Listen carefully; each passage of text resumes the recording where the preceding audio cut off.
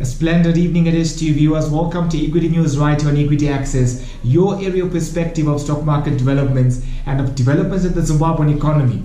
Ibn Mavunda signing in. Let's get on to business. The Minister of Mines and Mining Development, Honorable Winston Chitando, has expressed optimism that the country will reach its 40-ton target, despite economic headwinds contributing to a slump in gold production. Gold, which is Zimbabwe's largest forex earner, raking in $1.2 billion in 2018. And now, in the first 4 months of the year, the gold production as well as supplies to Fidelity Printers, which is the sole gold buyer in Zimbabwe, have actually declined from 10.2 tons in the first 4 months to just 8.6 tons in this year against the comparative period last year. Hampering the gold production is a harsh operating environment characterized by currency challenges, unfavorable payment methods, and the government offer of a 55% forex retention.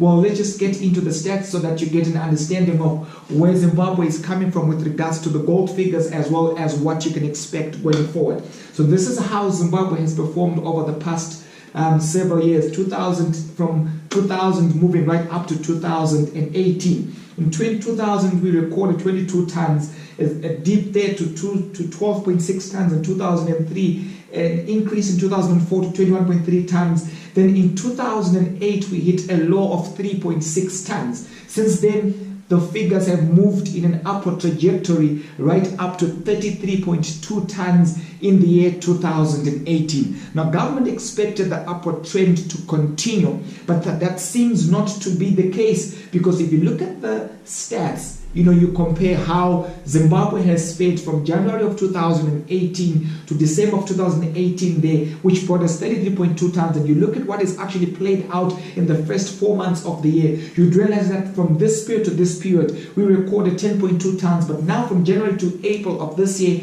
we've only raked in just 8.2 tons, which is very much of a concern. And now the Minister of Mines says that despite these figures, we can actually expect Zimbabwe to reach a tonnage of 40 tons. Let's have a look.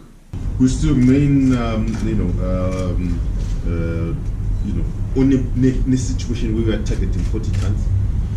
There were some measures which we announced, I think the week before last, by Reserve Bank to try and address the competitiveness of the sector, and the further measures along those lines are and will be considered. But the 40-ton target is what we are working on. But we will continue to review what has to be done to ensure that we achieve that target. Now, in other news, the Reserve Bank of Zimbabwe has issued a press statement through its official Twitter account to the effect that payment arrangements for fuel through the interbank foreign exchange market and the drawing down of a US $500 million facility line of credit has actually been extended. This follows the central bank announcement on Saturday that it would start drawing down on a US $500 million facility from an unnamed Pan-African bank. Now, let's just have a quick look into the statement to get what the RBZ is actually communicating in that regard.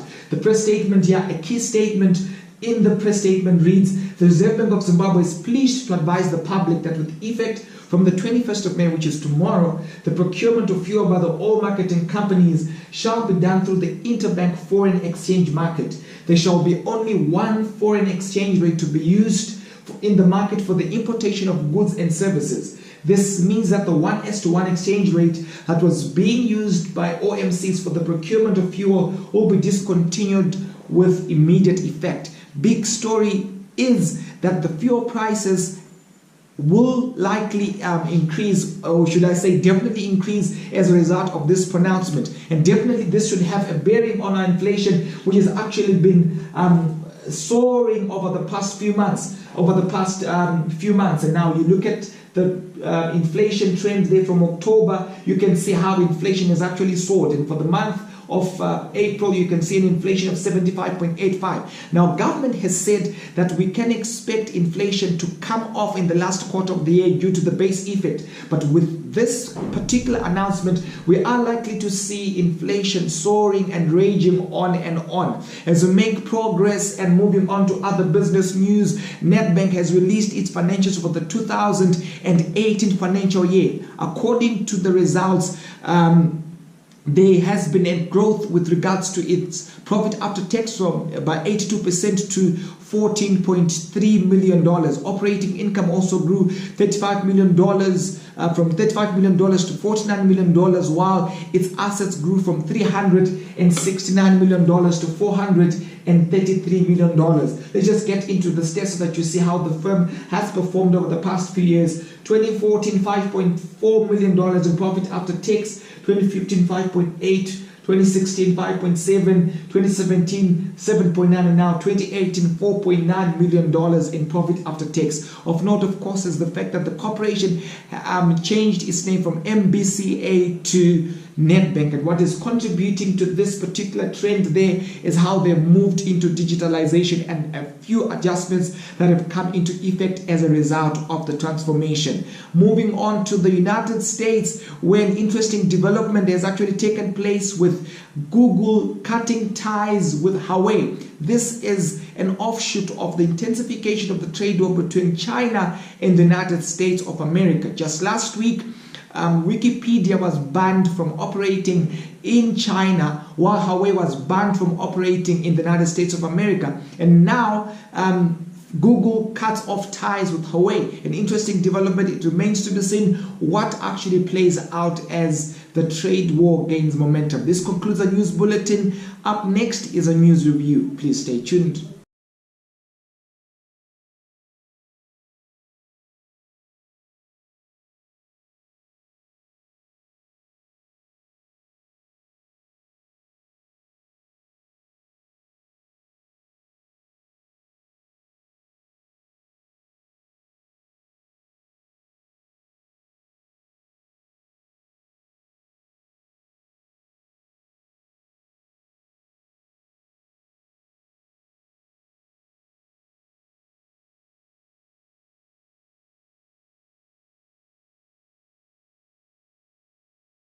Welcome back, viewers. It's now time for news review, and with me in set is Tinashe Kaduo, who's one of our investment analysts at Equity Access.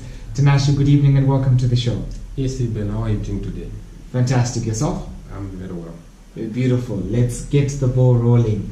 Now, Gold's story there with the Minister of Mines saying that, look, we are going to reach the 40-ton target despite what the figures seem to suggest. Of course, this would be a historical performance of how it's performed over the past few years, but just by looking at the statistics, we are very much sailing below where we've been in 2018, where we actually hit a record high of 33.2 tons since 1980. And now you look at how January, February, March and April has actually performed. We're very much below how we performed last year. What is your assessment of how we've performed vis-a-vis what the minister has said? You know, my main worry when it comes to gold, you know, is the statements, you know, being given by the major players.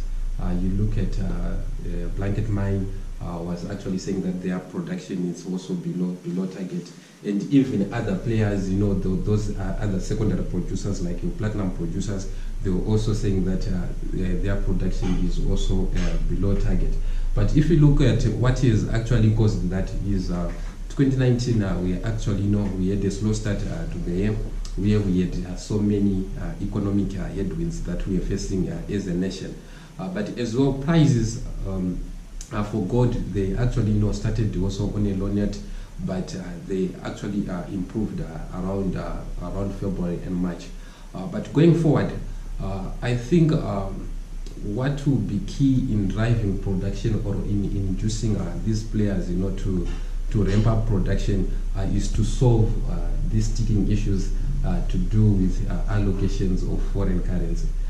If you look at the retention, the foreign currency retention policy by the central bank, it wasn't, you know, motivating these players enough to ramp up production. So we have seen, you know, players, you know, maybe holding back their gold, maybe, you know, trying to see how the environment will play out. So I think if the climate changes, the policies, become more positive, I foresee them, trying to ramp up production. But there's actually, that lost, production already, which I think it's a cost that we have incurred as a nation, and will struggle to meet the 40-ton target. But you did earlier on mention how it's the primary players who are the metal and gold, the RBZ Zim, who are complaining. But if you just look at the statute, you realize that much of the gold that has actually been delivered to fidelity printers has been coming from the small-scale artisanal miners. In last year, it was a 60-40% matrix that we actually were presented with. But perhaps would you want to shed more light in terms of the issues that are affecting the small-scale miners in that regard? But if you look at how the small-scale miners came into play and increased their production, one, it was to do with the formalization of that informality. Traditionally, they were considered, as formal players when they were still makorkozas. So when the RBZ put a policy that everyone is now allowed, to deliver gold, we have seen that, that production which was being done informally, being, formalized.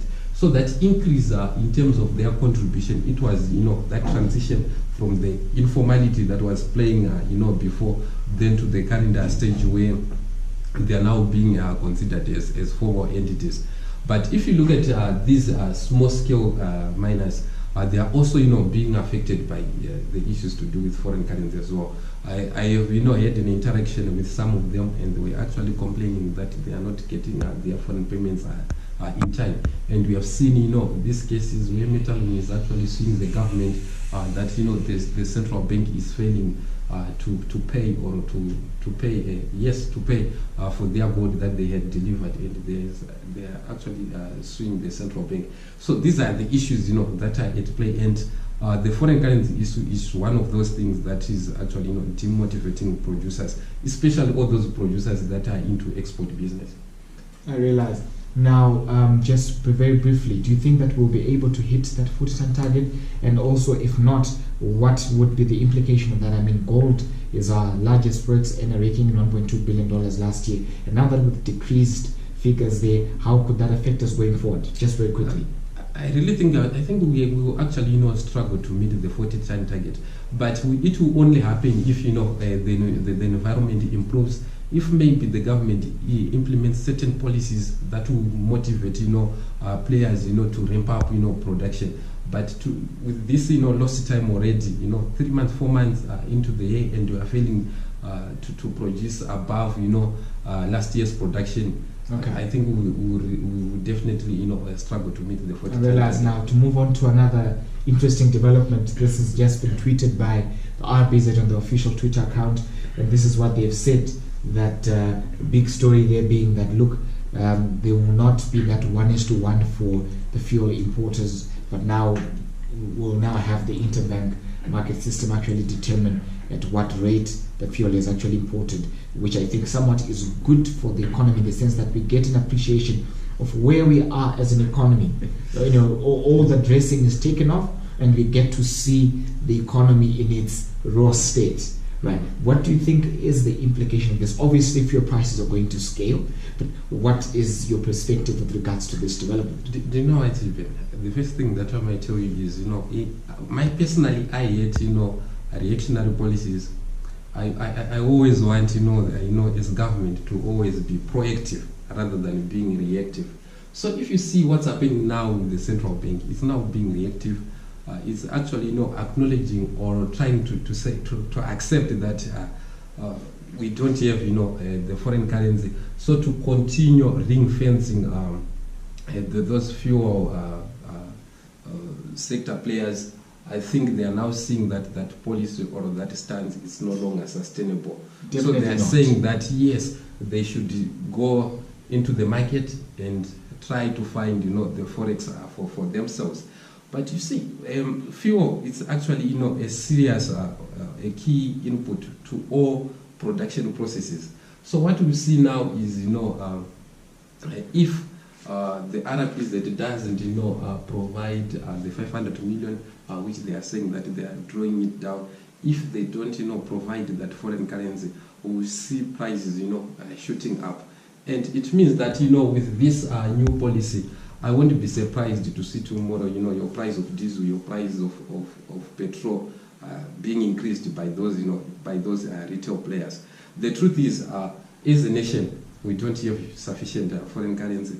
But the sad thing is, with exports that we have, if we're managing that foreign currency the right way, I think it should be, adequate to provide, the allocations that are required for key commodities. But also, another factor that we should, take into cognizance is that there is now, growing consensus that the bond note and this local RTGS dollar is losing value, and it's not the acceptable form of currency. We are seeing, citizens and even businesses preferring the US dollar. So I'm seeing us as a nation that is now being increasingly dollarization. So my fear is we might end up, going back to 2009, where we had, a forced dollarization, where everyone would say that, no, I won't accept any other form of payment, none other than the US dollar. I think that's where we are increasingly moving towards. Just to come in there, just a couple of weeks back, we saw the Minister of Finance from the United States, our Zimbabwean Finance Minister in the United States, at Bloomberg, saying that Zimbabwe will have what he called a new currency within the next 12 months. Now, it looks like government policy is very much reinforcing the RTGS, and the RTGS is here to stay, and looks like it's going to be supplemented by a hard currency. I mean, perhaps maybe an elimination of the bond notes and the coming in of the RTGS dollars. How then would you explain that, given what you just said, that perhaps we could be moving into a dollarization? Do you know what money? Money is just what money does. And if I hold a certain money and it doesn't do what I want it to do, it's no longer money. So that's what we are seeing in the economy, where people are now, saying that, yes, I have the RTGS dollar, I have the electronic balances, but they are not doing what those nations want them to do.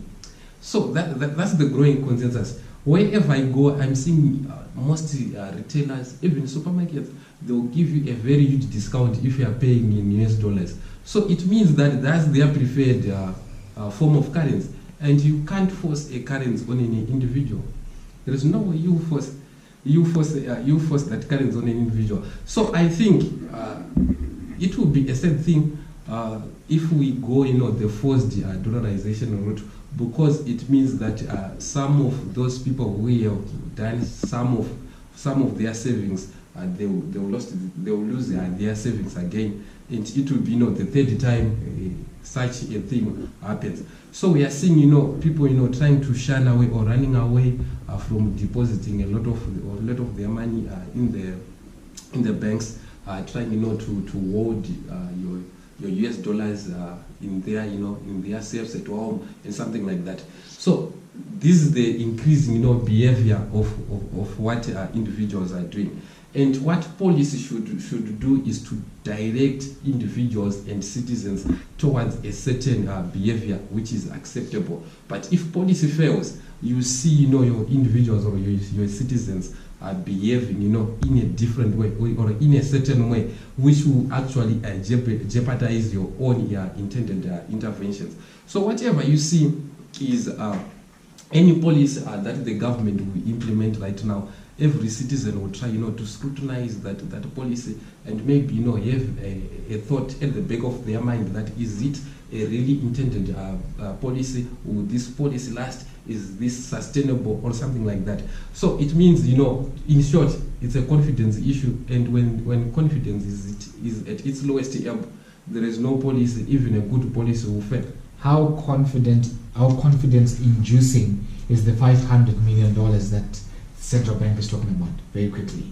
You see, if you look at over the past if I say 12 months or so, we have seen series of headlines and even series of circulars by the central bank where they're saying we are starting to draw down 500 million.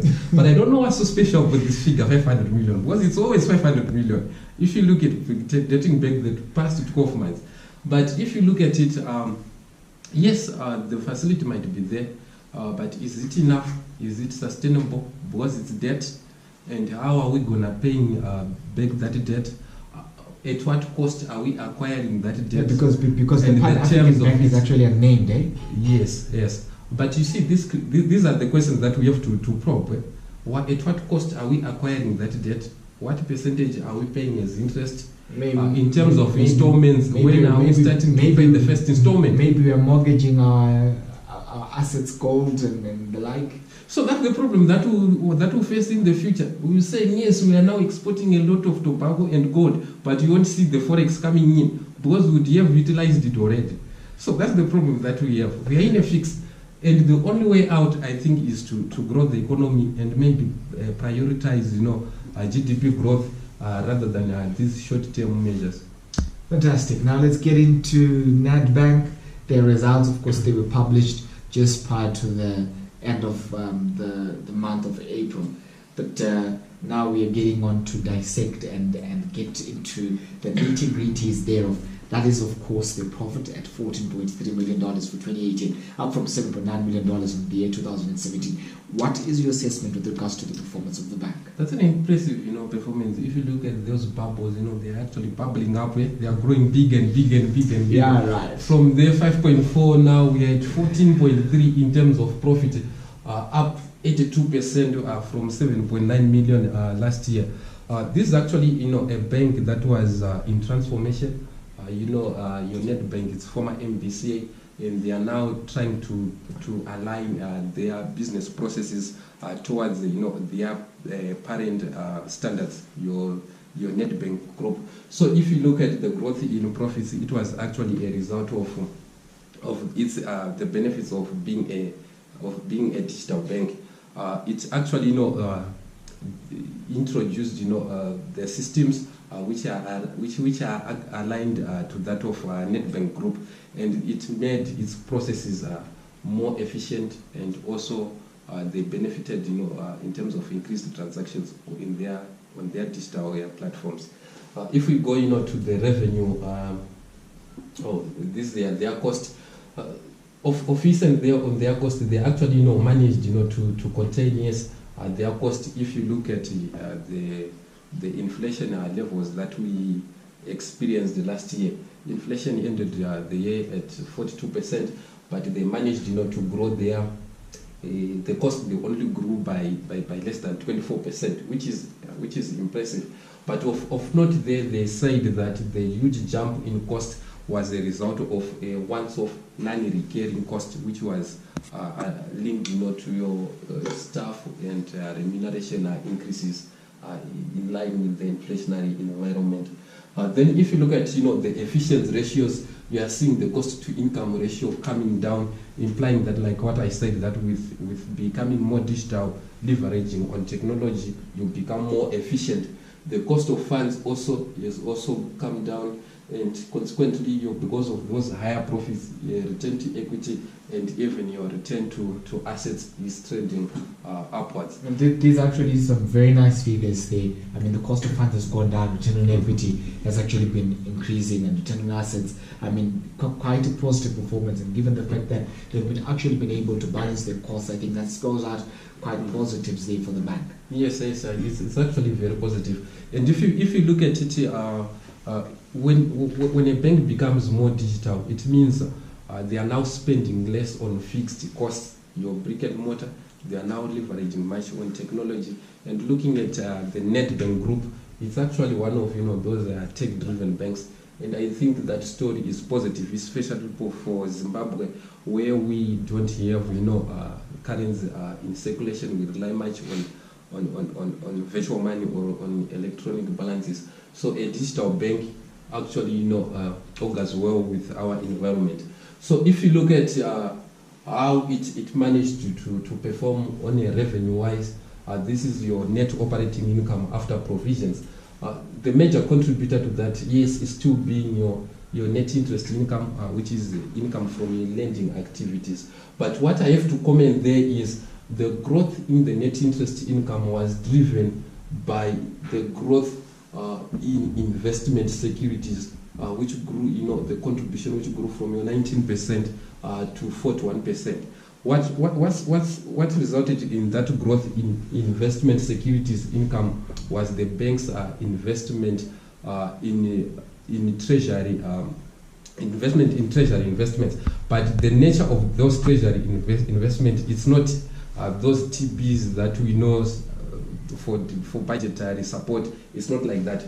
It's the bank which invested in RBZ, is savings bond. The Nedbank is one of those bigger players in that space. I think it acquired something around 160 million of that RBZ is savings bond. So if you look at it, much of the investment securities income is income from that savings bond. Then also the lending. Does that not give the bank quite a lot of exposure? I mean, dealing with the central bank in that regard. If you look at the savings bond, that's the bond which the central bank was even selling on mobile phones and something like that.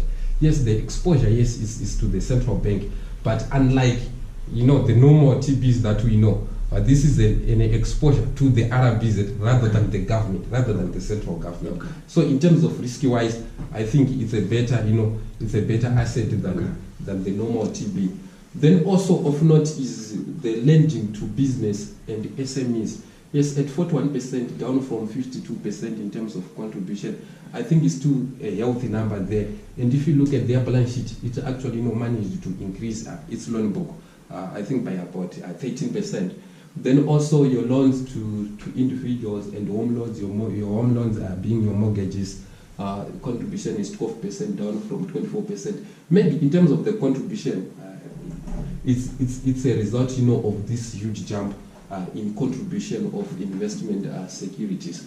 They are also getting a 4% from placements, which are those your interbank loans and the placements that it places with its parent Nedbank Group.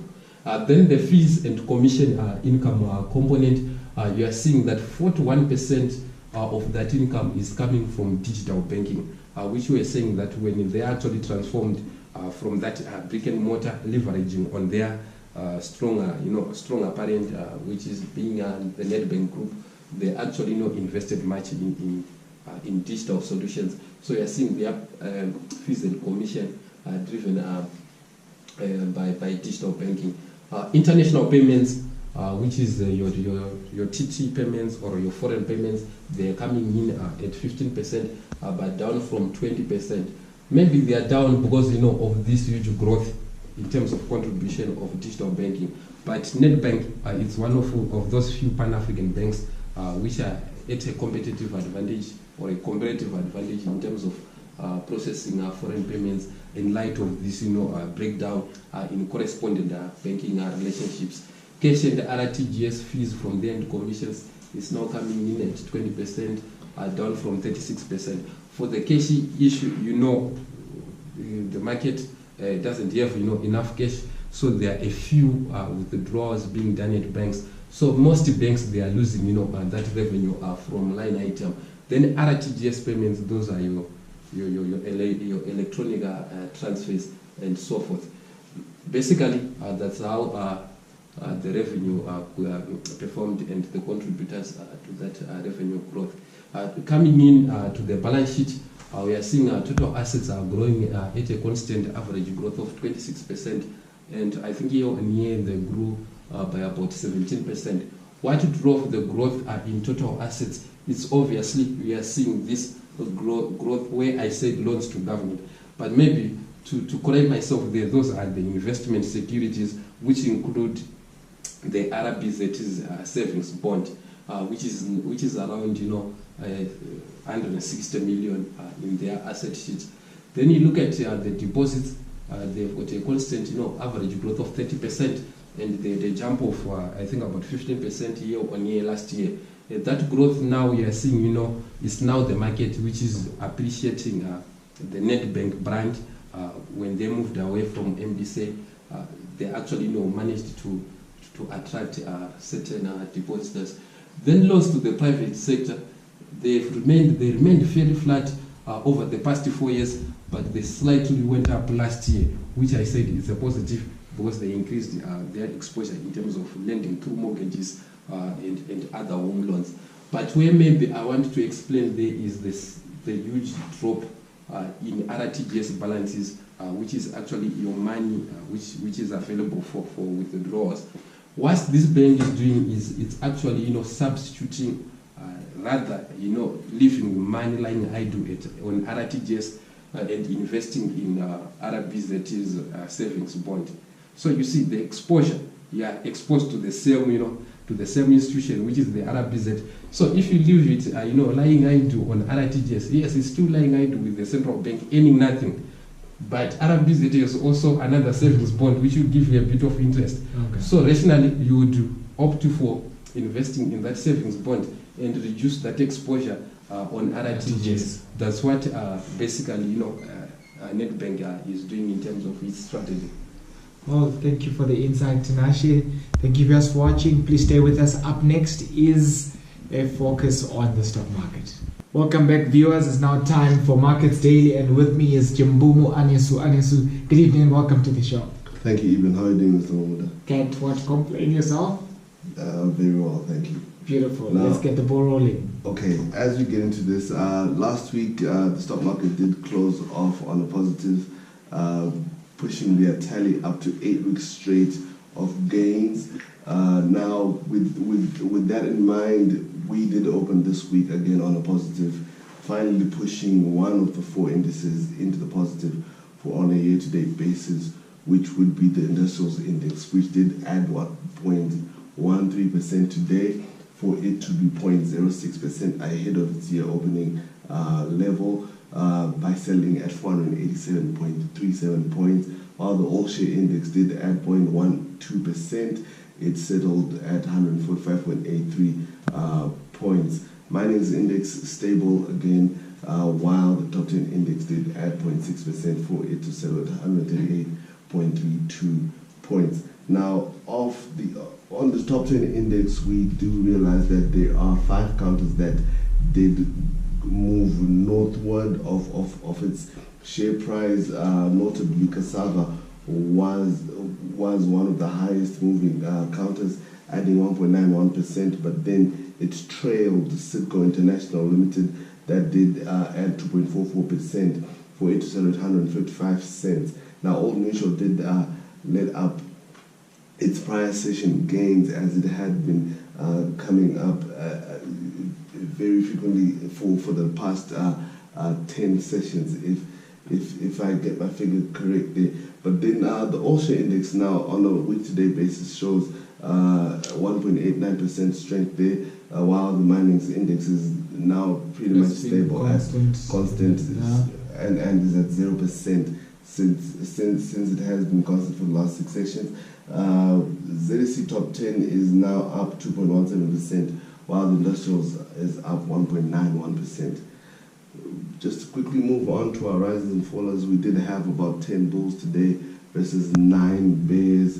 Leading that pack of bears was actually Meikles, which did let up about 8.05% for it to settle at 60 cents. On the other end of the yardstick was Lafarge, that did add 9.86% for it to settle at 110 cents. FML and Citco International did trail. Willdale and Cassava capped the set of top 5 risers, while OK and BAT did the same at the other end by OK, with OK selling at 32 cents, while BAT settled at 3,092.42 cents. Now, the stock market has been having a very good performance as of late, much to do with how the interbank market and the parallel market has been performing. Last week we did notice some rapid movements within the parallel market, where it actually hit highs of about 6.1 per dollar, while the interbank rate did steadily weaken again to about 3.44. Now today it's 4.6 actually. Today it settled at 3.48, while the parallel market did come off a little bit, as it did settle at about 5.7 per the dollar. Now the Old Mutual implied rate has continued on a weakening path, as today the local bourse did did come off while the JSE stock did go up. So this then increased the disparity there. Now, what I mentioned earlier on is that the parallel market, the forex market, has had a play in the stock exchange, where we'll find that a lot of investors have attained the behavior of being a lot more risk averse, according to how the forex market is playing out, especially with how they had anticipated a very good market in the earliest periods of the inception of the forex market.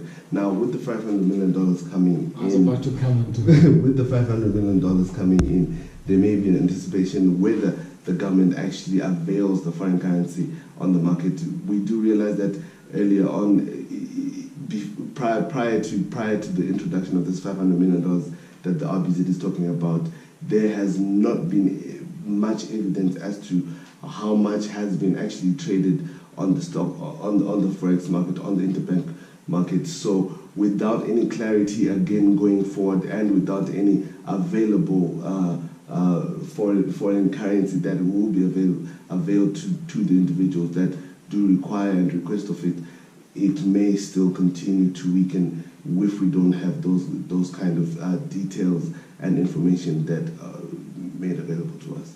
Well, thank you, Anesu. Thank you, viewers, for watching. Don't forget to like, subscribe, follow us on Twitter, Facebook, and to visit our website, www.equityaccess.net. The Equity Access team and I, thank you and good evening.